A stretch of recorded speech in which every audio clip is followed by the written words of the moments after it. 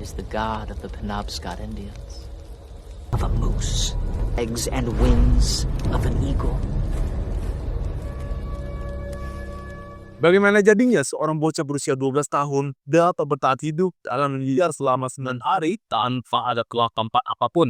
Inilah film yang berjudul Lost Mountain in Mind. Seorang kakek berkaos putih menjelaskan bahaya tak sesa di Katagi yang banyak jurang dan cuaca yang tidak menentu.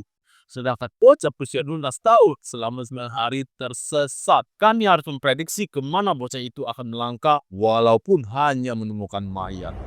He's just a little kid, 12 years old. You try to guess what they might do, but there's no damn way of predicting what a kid will do. In fact, by 9 days, we were looking for a body. Dua orang saudara kembar yang bernama Don dan juga Rajut sangat senang saat ayahnya ini kembali dari dinas negara. Terdengar dari radio zaman tersebut sedang terjadi sebuah perang antara Rusia dan juga Jerman. Sang ayah telah disambut oleh seorang istri dan kedua anaknya yang lain. Tetapi terus kepada dua saudara kembar ini. Tujuan sang ayah cuma ingin kedua anak ini menjadi lebih dewasa. Russian armies are menacing from the north, German armies are menacing from the west. Dad's home. Daddy! Welcome home, Dad. Hello, handsome. Never a moment's peace. Oh, you have no idea. Too much summer. Not enough elbow grease. Don Finley, not in front of your mother. Sorry, sir. Saat kedua saudara kembar sedang membuat tali pancing, mereka berdua terlibat cekcok yang berujung disuruh ayahnya untuk mencuci mobil. Namun bukannya cuci mobil, malah gelut yang membuat sang ayah semakin kesal. Go ahead, finish your fight. I don't want to fight. Tough. Sometimes you gotta fight. Sometimes you don't got a choice. Fight! Ketika sedang ngasih makan, sang ayah menginfokan kalau ia harus berangkat dinas 2 hari lagi. Yang artinya liburan memancing bersama ayah batal dan digantikan dengan acara mendaki. Faisan, bagaimana kalau kita hiking aja? Minggu berangkat, Senin pulang. Kita akan mendaki Gunung Katahdin. Gunung Katahdin bukanlah rute yang gampang, San. Kebetulan teman ayah memiliki anak bernama Henry. Ia mengatakan mau mengajak kita sampai ke puncak. Don yang wataknya keras kepala, sekeras batu kali, memilih untuk walk out. Anjay, walk out. Sebagai seorang yang baik, ia mencoba menghibur dan menjelaskan kepada Don. Sebenarnya, ayahmu itu sangat sayang terhadap Agia, tetapi ia hanya takut dikarenakan dunia sedang tidak baik-baik saja. Di malam harinya, Don dan Diat sedang mengobati pembicaraan sebuah orang tuanya. Mereka sedang membahas jika dunia sedang kacau terlihat dari koran dengan judul depresi dan juga ajakan membantu yang membuat mereka khawatir dengan masa depan sang anak. But to make up for it, how about we go on a big hike? Some crummy old mountain instead of fishing for 2 weeks sounds just swell. Great. Because the world's a big mess right now. He loves you. Tibalah waktu mereka untuk berangkat mendaki bersama ayah, Don, Rian, dan juga Tommy, adik kecilnya. Dengan menaiki mobil, tibalah mereka di Gunung Katahdin. Di sana mereka bertemu Henry, sang kuncen yang siap membantu mereka ke puncak. Saat berbincang-bincang, Don yang menganggap remeh puncak gunung tersebut hanyalah puncak biasa, Henry mulai menceritakan kisah seram. Puncak gunung itu bukanlah puncak biasa, dengan cuaca yang tidak bisa ditebak dan dengan dikelilingi alam liar. Jika kalian salah melangkah, sayonara.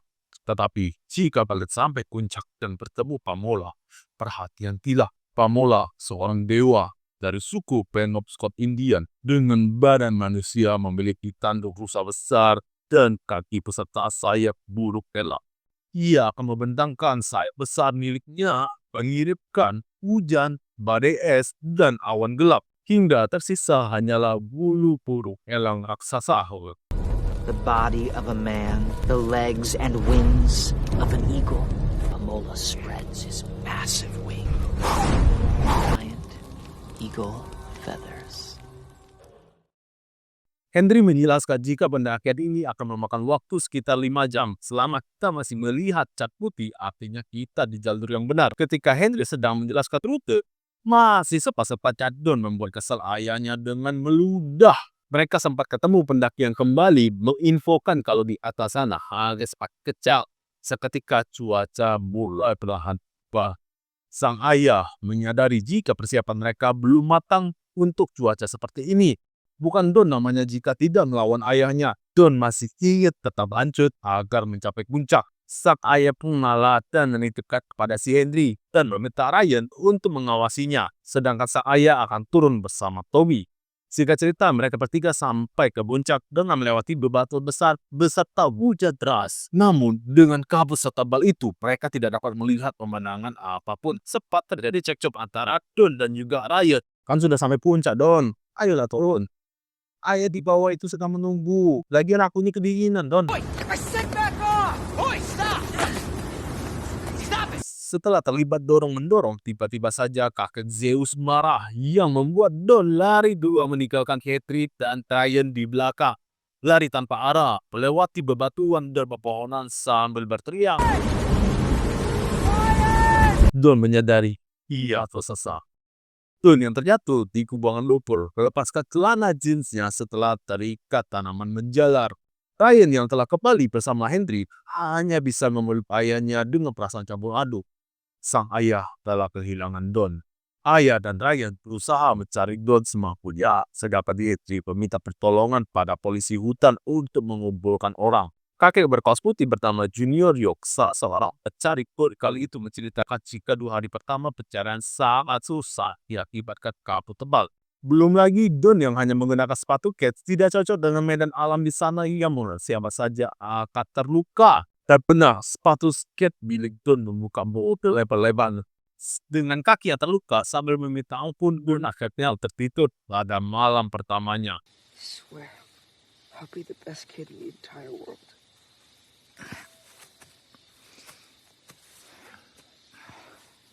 Tidak lupa sang ayah menginfokan kepada istrinya jika Don menghilang. Ketika pagi hari, Don yang terbangun melihat ke langit ada sesuatu yang jatuh. Sebuah bulu burung, kagak tahu burung siapa. Yang pasti bulu tersebut sama percis seperti milik si Henry pada awal pendakian. Di sisi lain, orang tua Don sedang mendengarkan planning dari polisi hutan yang menjelaskan jika mereka mengirimkan 7 orang untuk mencari Don di dekat puncak. Tapi kenapa tidak mencari di area hutan, Pak? Apa Bapak berharap menemukan mayat anak saya? Pak, Bapak dengar ya. Tim saya hanya ada 7 orang.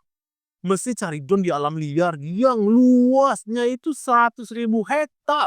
Mikir, Pak, mikir.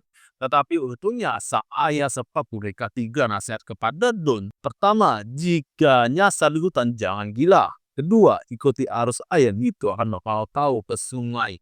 3, seberat apapun terus maju. Kalau berhenti, kapan sampai, cowok? Don yang melangkah dari pagi hingga malam dengan kaki terluka mengakhiri malam dengan hanya memikirkan sakit.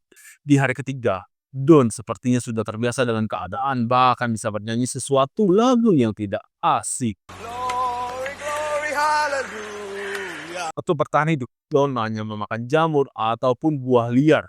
Beda cerita nih jika dia ketemu tanaman kecubung.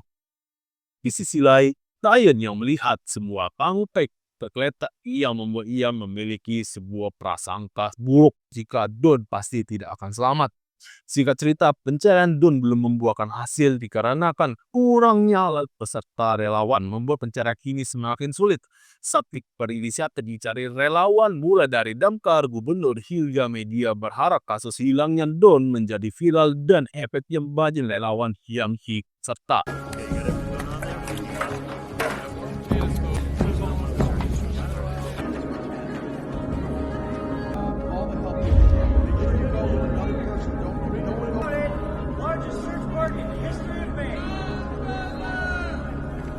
Sang ayah akhirnya pulang setelah beberapa hari melakukan pencarian. Dia melelahkan, sedangkan Don menemukan sebuah tempat yang sudah lama ditinggal pergi. Di sana Don menemukan berbagai benda, meja, kursi, dan peti berisikan benda lama.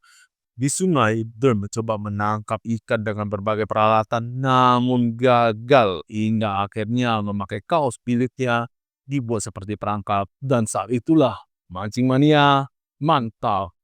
Setelah gagal menyalakan api, Don mencicipi daging ikan mentah yang membuat ia mual seketika. Sekilas ia mengingat kehangatan ketika makan bersama di rumah, namun itu semua adalah ilusi semata. Media kabar telah memberitakan tentang pencarian terbesar dalam sejarah kota tersebut. Setelah 6 hari hilang dengan 150 relawan Garda Nasional yang diturunkan, pencarian masih nihil. Dengan luka kaki yang semakin parah, diterpa hujan kencang, Don hanya bisa mengingat nasihat sang ayah sebelum akhirnya terjatuh. Rakyat tua yang diwawancarai mengatakan jika sebagian besar relawan telah menganggap Don telah meninggal, apalagi sudah lewat dari 4 hari. Sampai salah satu orang mencium bau menyengat dari sebuah celah lereng yang ternyata hanya mayat binatang liar. Don yang terbangun melihat ada sebuah pesawat, namun di sisi lain sang ayah menemukan kekeliruan dalam pencarian jika mereka selama ini mencari di titik yang salah. Don yang terbaring lemas hingga malam melihat sesosok dewa pamula yang diceritakan Henry pada awal pendakian dengan padat dan tanduk yang besar. Don akhirnya kembali berbaring sambil berucap, saat itu dulu sih. Di saat itulah Don mulai curhat jika ia hanya rindu cerita dongeng ayahnya sebelum tidur. Ketika tertidur, dia akan ke kamar dan dikelongi sang ayah. Namun seiring berjalannya waktu, ayah semakin jarang di rumah dan menganggap kami pria dewasa. Sehingga masa-masa indah dulu mulai terlupakan.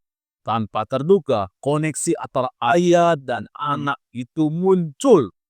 Membuat sang ayah kehilangan mata kirinya ketika mencari Don seorang diri di dalam hutan yang gelap. Membuat Ruth Fettler, ibu dari Don, semakin stres. Di hari ke-9, Don terbangun dengan keadaan cukup lemas, dengan pandangan kabur akibat kurangnya makan.